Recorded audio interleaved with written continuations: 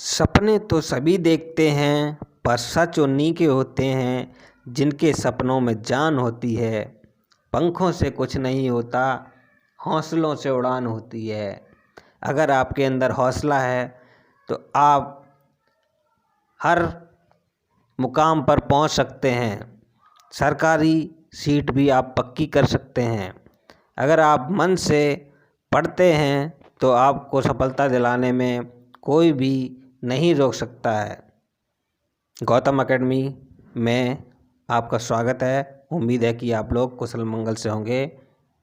मैं लेकर आया हूं आज सीटेट 2012 प्राथमिक स्तर का पेपर बाल विकास एवं शिक्षा शास्त्र। सबसे पहले देखिए प्रश्न नंबर 1। जब बच्चा फेल होता है तो इसका तात्पर्य है कि ऑप्शन नंबर ए, बच्चे ने उत्तरों को सही तरीके से याद नहीं किया। ऑप्शन नंबर बी, बच्चे को प्राइवेट ट्यूशन लेनी चाहिए। ऑप्शन नंबर सी, व्यवस्था फेल हुई है। ऑप्शन नंबर डी, बच्चा पढ़ाई के लिए योग्य नहीं है। यदि छात्र किसी भी प्रकार से मानसिक रोग से पीड़ित नहीं है, अर्थात वह सामान्य है, फिर भी अगर परीक्षा में फेल हो जाता है तो इसका तात्पर्य यह है कि शिक्षण व्यवस्था फेल हो चुकी है। इसलिए इस क्वेश्चन का राइट आंसर होगा ऑप्शन नंबर सी। अगला प्रश्न देखिए।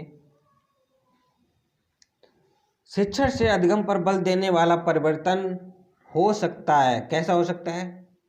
बाल केंद्रित शिक्षा पद्धति अपनाकर, रटने को प्रोत्साहित करने के अग्र शिक्षण की तकनीक अपनाकर, परीक्षा परिणामों पर केंद्रित होकर।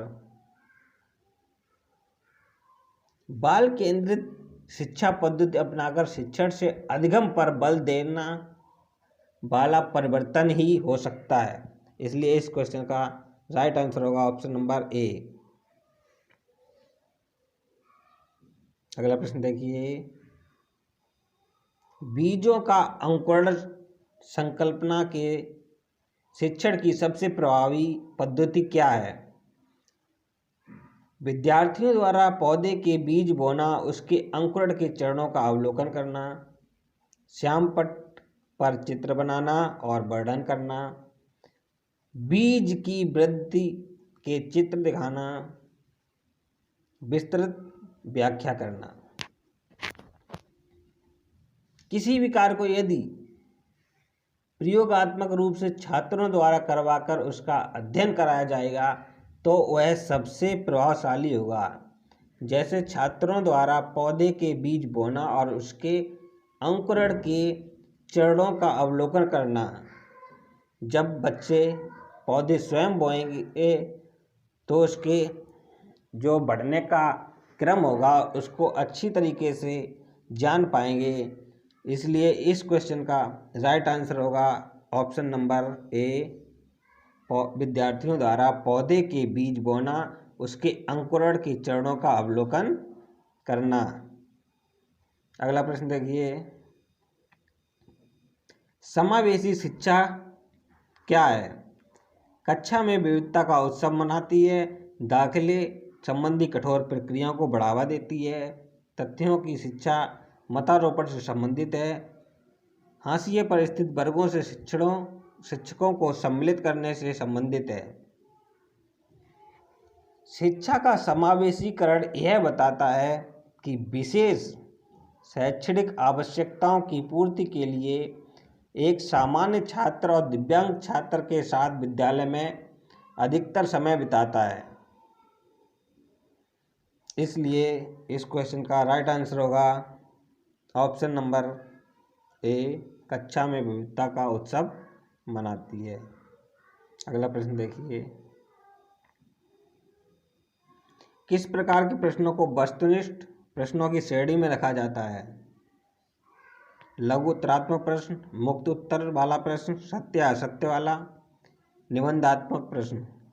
जैसा कि आप जानते हो, सत्य और असत्य वाले प्रश्नों को वस्तुनिष्ठ प्रश्नों की श्रेणी में रखा जाता है, इसलिए इस प्रश्न का राइट आंसर होगा option number C.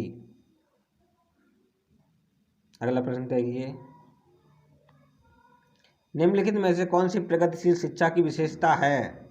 Option number A, केवल प्रस्तावित पाठ्य पुस्तकों पर आधारित अनुदेश, परीक्षाओं में अच्छे अंक प्राप्त करने पर बल, बार बार ली जाने वाली परीक्षाएं, समय सारणी पर बैठने की व्यवस्था में लचीलापन।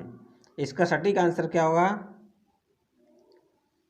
प्रगतिशील शिक्षा से तात्पर्य यह है कि वस्तु को समय सारणी के अनुसार पढ़ाने में लचीलापन एवं छात्रों के बैठने की व्यवस्था में लचीलापन होना चाहिए। इसलिए इस प्रश्न का राइट आंसर होगा ऑप्शन नंबर डी, समय सारणी और बैठने की व्यवस्था में लचीलापन। अगला प्रश्न देखिए, एक शिक्षक प्रश्न पत्र बनाने के बाद यह जांच करता है कि क्या प्रश्न परीक्षण के विशिष्ट उद्देश्यों की परीक्षा ले रहे हैं। वह मुख्य रूप से प्रश्न पत्र के बारे में चिंतित रहता है। क्यों? ऑप्शन नंबर ए, संपूर्ण विषय को शामिल करने में, प्रश्नों के प्रकार, विश्वसनीयता, वैधता। किसी भी शिक्षक के प्रश्न पत्र बनाते समय उसका प्रमुख उद्देश्य यह होता है कि उसमें संपूर्ण विषय वस्तु को शामिल किया गया है या नहीं। इसलिए इसका राइट आंसर होगा ऑप्शन नंबर ए।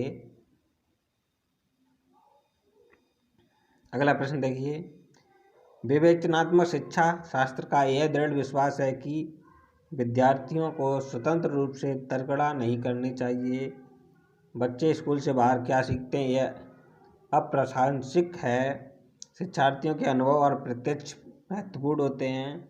एक शिक्षक को हमेशा कक्ष के अनुदेशन का नेतृत्व करना चाहिए।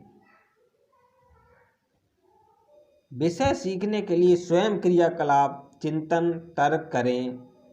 अपने अनुभवों को इस प्रकार से संगठित एवं समंजन करें ताकि सीखने में प्रत्यक्ष लाभ हो। इसलिए इस प्रश्न का सही आंसर होगा ऑप्शन नंबर सी। अगला प्रश्न देखिए, विद्यालय आधारित आकलन मुख्य रूप से किस सिद्धांत पर आधारित होता है? ऑप्शन है, बाह्य परीक्षकों की अपेक्षा शिक्षक अपने शिक्षार्थियों की क्षमताओं को बेहतर जानते हैं। किसी भी कीमत पर विद्यार्थियों को अच्छे ग्रेड मिलने चाहिए। विद्यालय बाह्य परीक्षा निकायों की अपेक्षा ज़्यादा सक्षम है। आकलन बहुत किफ़ायती मुतब्बी होना चाहिए।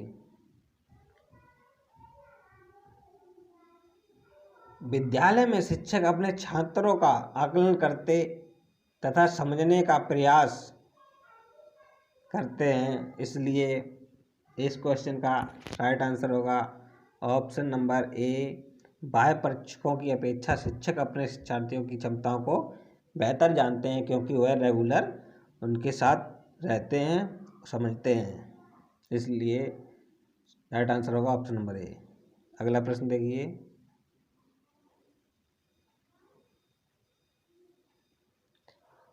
शिक्षार्थी व्यक्तिगत भिन्नता प्रदर्शित करते हैं, अतः शिक्षक को सीखने के विविध अनुभवों को उपलब्ध करना चाहिए।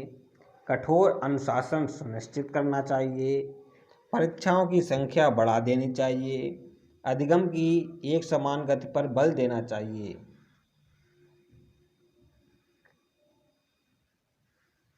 शिक्षक को जितना भी सिखाने के तरीकों के बारे में ज्ञात हो, उसे सभी प्रकार के अनुभवों को उपलब्ध कराना चाहिए और अपने बच्चों को नए नए तरीकों से अवगत कराना चाहिए। इसलिए इस प्रश्न का राइट आंसर होगा ऑप्शन नंबर ए, सीखने के विविध अनुभवों को उपलब्ध करना चाहिए। अगला प्रश्न देखिए,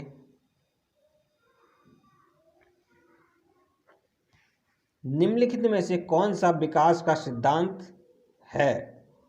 ऑप्शन नंबर ए, सभी की विकास दर समान नहीं होती है। विकास हमेशा रेखीय होता है, वह निरंतर चलने वाली प्रक्रिया नहीं है। विकास की सभी प्रक्रियाएं अंतर संबंधित नहीं है।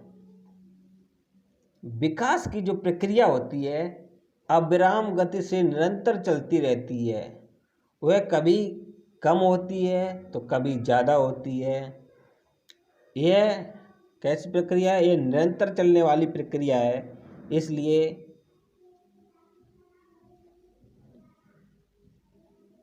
इस प्रश्न का राइट आंसर होगा ऑप्शन नंबर ए। विकास की दर सभी की समान नहीं होती है।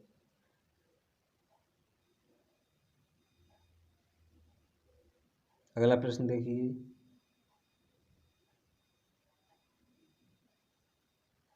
विकास मानव विकास को क्षेत्रों में विभाजित किया जाता है जो है शारीरिक, संज्ञानात्मक, संवेगात्मक और सामाजिक।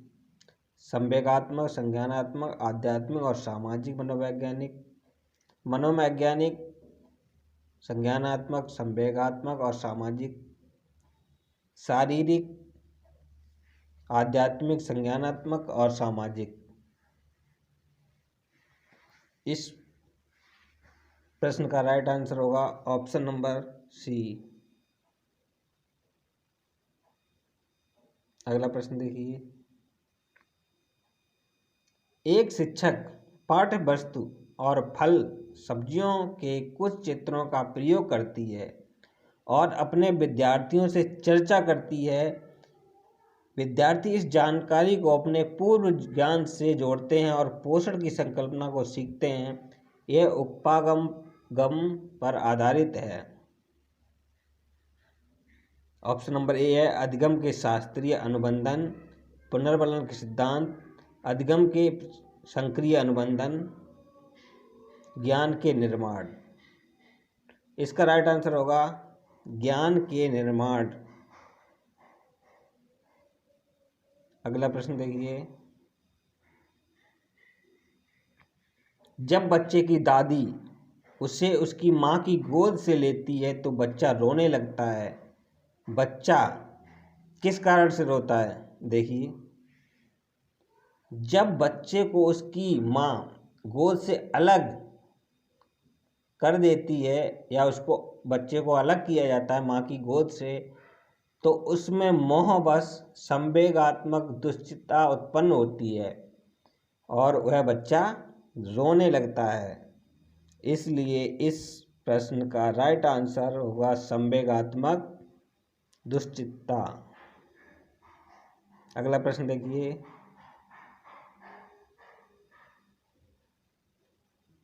शिक्षा के संदर्भ में सामाजिकरण से क्या तात्पर्य है? ऑप्शन नंबर ए अपने सामाजिक मानदंड बनाना, समाज में बड़ों का सम्मान करना, सामाजिक वातावरण में अनुकूल और समायोजन, सामाजिक मानदंडों का सदैव अनुपालन। शिक्षा समाजीकरण की प्रक्रिया को सरल बनाती है क्योंकि शिक्षा के माध्यम से मनुष्य सामाजिक मूल्यों, आदर्शों, व्यवहारों आदि को सीखता है और आपको उसके अनुरूप बनाने का प्रयास करता है। इसलिए इस प्रश्न का राइट आंसर होगा ऑप्शन नंबर सी, सामाजिक वातावरण में अनुकूल और समायोजन। अगला प्रश्न देखिए, प्रश्न नंबर 16, राज्य स्तर की एक एकल गायन प्रतियोगिता के लिए विद्यार्थियों को तैयार करते समय एक विद्यालय लड़कियों को वरीयता देता है। यह क्या दर्शाता है? जब किसी संस्था या कक्षा में लिंग के आधार पर वरीयता दी जाती है तो इस प्रक्रिया को लैंगिक पूर्वाग्रह के नाम से जाना जाता है। इसलिए इस प्रश्न का राइट आंसर होगा ऑप्शन नंबर डी, लैंगिक पूर्वाग्रह। अगला प्रश्न देखिए, वाइगोत्स्की बच्चों के सीखने में निम्नलिखित में से किस कारक को महत्वपूर्ण भूमिका पर बल देते हैं? इसका राइट आंसर होगा, जो वाइगोत्स्की वैज्ञानिक थे वह बच्चों को समाज से नए नए तरीकों को सीखने में भूमिका का निर्वहन करने में, जो समाज से हमें नई नई चीज़ें सीखने को मिलती हैं उसके बारे में, उस ज्ञान पर बल देता था।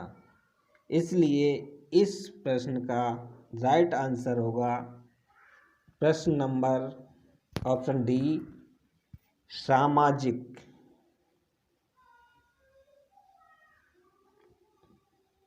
अगला प्रश्न देखिए,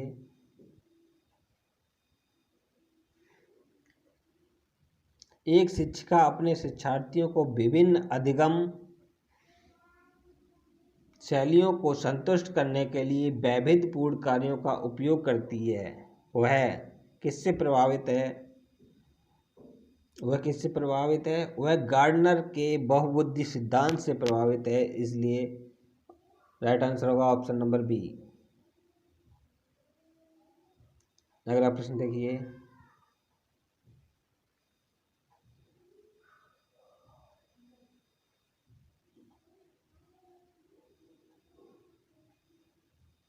एक शिक्षिका अपने आप में कभी भी प्रश्नों के उत्तर नहीं देती है।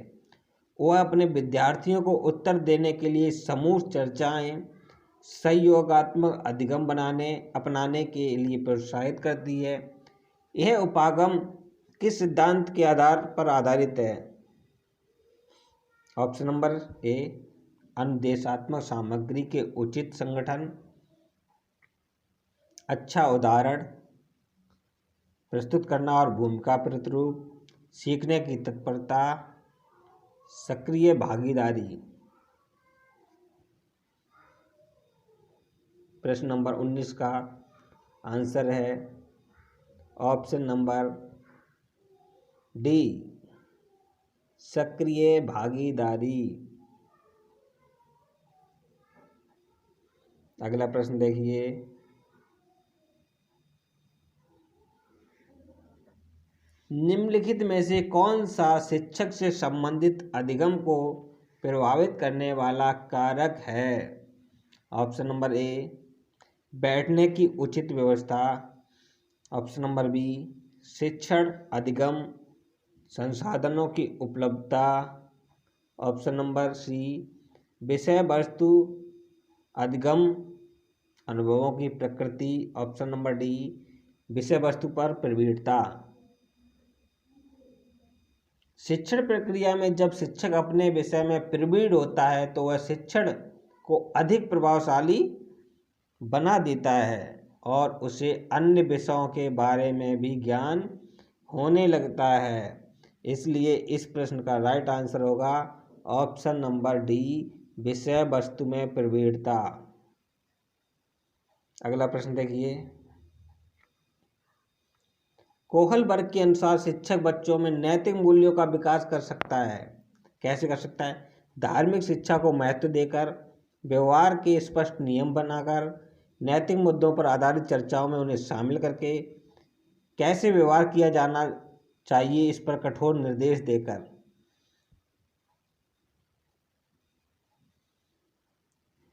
कठोर निर्देश गलत, व्यवहार के स्पष्ट नियम बनाकर गलत, धार्मिक शिक्षा को महत्व देकर गलत।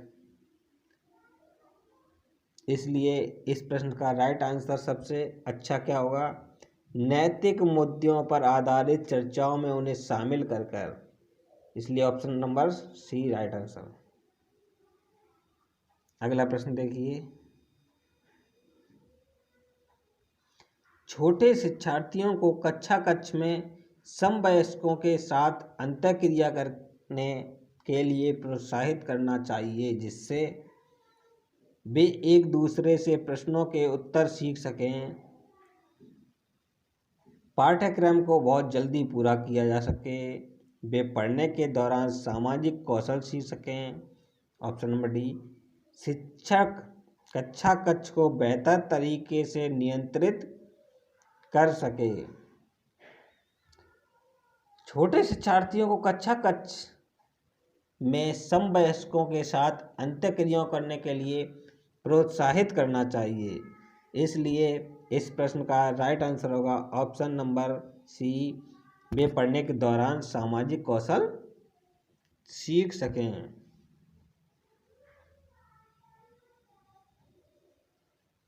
अगला प्रश्न देखिए, जब एक निरोगी बच्चा पहली बार विद्यालय आता है तो शिक्षक को क्या करना चाहिए? बच्चे को निरोगता के अनुसार उसे विशेष विद्यालय में भेजने का प्रस्ताव देना चाहिए, उसे विद्यार्थियों से अलग रखना चाहिए, सहकारी योजनाओं विकसित करने के लिए बच्चे को माता पिता के साथ चर्चा करनी चाहिए, प्रवेश परीक्षा लेनी चाहिए।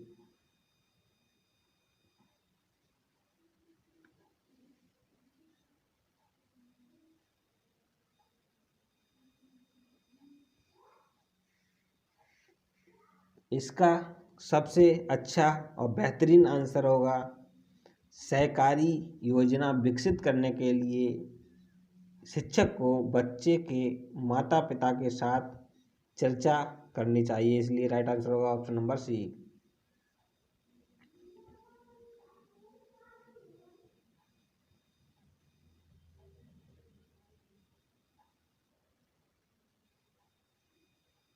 पियाजे की संज्ञानात्मक विकास के चरणों के अनुसार इंद्रिय गामक संवेदी प्रेरक अवस्था किसके साथ संबंधित है? ऑप्शन नंबर ए अनुकरण, स्मृति और मानसिक निरूपण, तार्किक रूप से समस्या समाधान की योग्यता, विकल्पों के निर्वचन और विश्लेषण करने की योग्यता, सामाजिक मुद्दों से। इंद्रिय गामक संवेदी प्रेरक अवस्था का विस्तार 2 वर्ष तक माना जाता है। कितने वर्ष तक माना जाता है? 2 वर्ष तक माना जाता है। 2 वर्ष तक माना जाता है। इस अवस्था में बालक व्यवहार, भाषा आदि का अनुकरण करता है और दूरी, ऊंचाई, गहराई, समय और दिशा का ज्ञान भी होने लगता है उसको। 12 से 18 वर्ष की अवस्था के नवीन वस्तुओं को समझने का प्रयास करने लगता है। इसलिए इस प्रश्न का राइट आंसर होगा ऑप्शन नंबर ए अनुकरण, स्मृति और मानसिक निरूपण। अगला प्रश्न देखिए,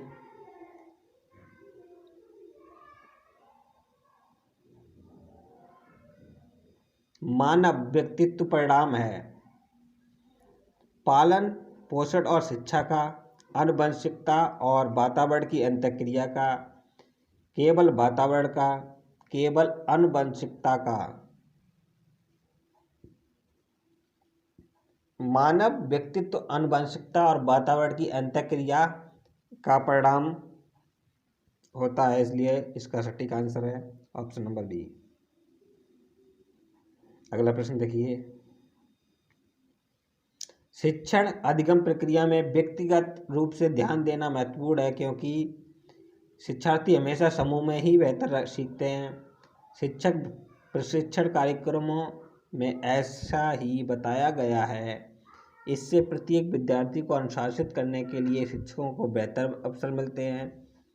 ऑप्शन नंबर डी है, बच्चों की विकास दर भिन्न होती है और वे भिन्न तरीकों से सीखते हैं। शिक्षण की प्रक्रिया, अधिगम सीखने की जो प्रक्रिया, व्यक्तिगत रूप से ध्यान देना महत्वपूर्ण है क्योंकि बच्चों की विकास दर भिन्न भिन्न बच्चों में भिन्न भिन्न तरीकों से सीखने की क्षमता का विकास होता है। इसलिए इस प्रश्न का राइट आंसर होगा ऑप्शन नंबर डी, बच्चे की विकास दर भिन्न होती है और वे भिन्न तरीकों से सीख सकते हैं। अगला प्रश्न देखिए, प्रश्न नंबर 27, निम्नलिखित में से कौन सी समस्या समाधान की वैज्ञानिक पद्धति का पहला चरण है? ऑप्शन नंबर ए है प्राकल्पना का परीक्षण करना, समस्या के प्रति जागरूकता, प्रासंगिक जानकारी को एकत्र करना, प्राकल्पना का निर्माण करना।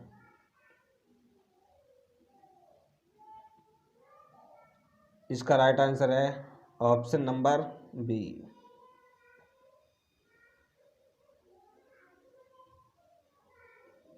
अगला प्रश्न देखिए, निम्नलिखित में से कौन सा सीखने का क्षेत्र है? ऑप्शन नंबर ए आनुभाविक, भावात्मक, आध्यात्मिक, व्यावसायिक। भावात्मक का तात्पर्य है कि मनोवृत्ति वस्तु के प्रति व्यक्ति में उत्पन्न सकारात्मक भाव यानी सुखद भाव जो अधिगम को सुखम बनाते हैं। इसलिए इस प्रश्न का राइट आंसर होगा ऑप्शन नंबर बी, भावात्मक।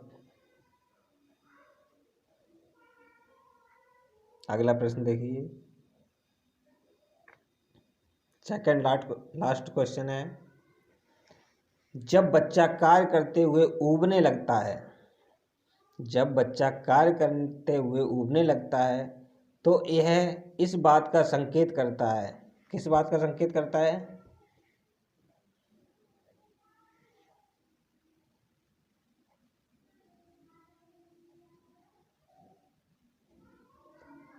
इसका राइट आंसर है ऑप्शन नंबर ए,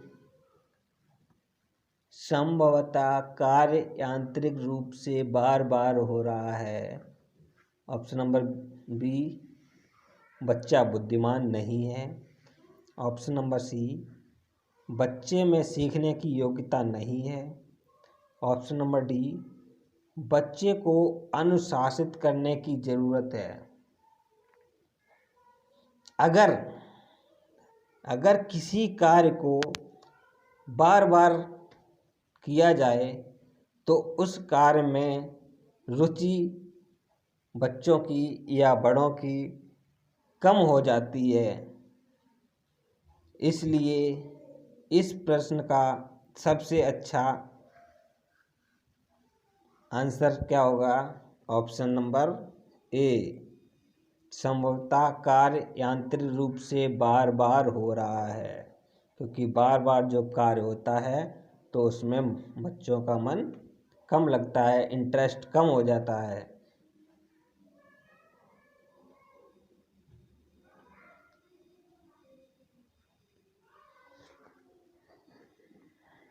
अंतिम प्रश्न देखिए, बाल विकास 2012 क्या प्रश्न पत्र का प्राय शिक्षार्थियों की त्रुटियां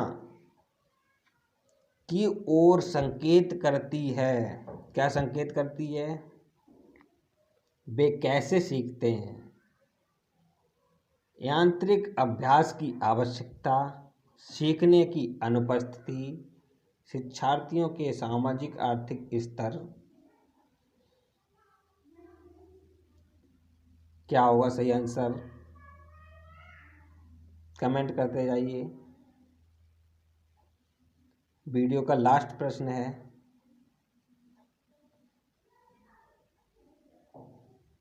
अगर वीडियो अच्छी लगे तो लाइक, शेयर और सब्सक्राइब ज़रूर करें, क्योंकि इससे हमें मोटिवेशन मिलता है और जो हम आपके लिए इतनी मेहनत करते हैं उसका हमें लाभ होता है, खुशी होती है कि हमारे द्वारा जानकारी से हमारे कुछ मित्र, साथी, बहन भाई सरकारी नौकरी की एक सीट पक्की कर रहे हैं।